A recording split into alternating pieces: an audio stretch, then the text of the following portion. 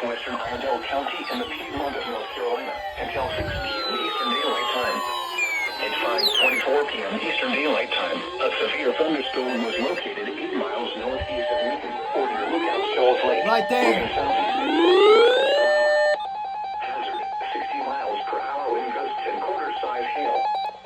Source, radar indicated. Impact, minor hail damage to vehicles is expected.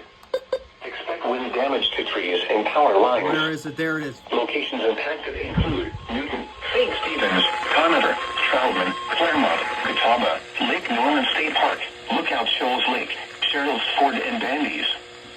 For your protection, move to an interior room on the lowest floor of a building. Large hail and damaging winds from continuous cloud to ground lightning is occurring with this storm. Move indoors immediately. Lightning is one of nature's leading killers. Remember, if you can hear thunder, you are close enough to be struck by lightning.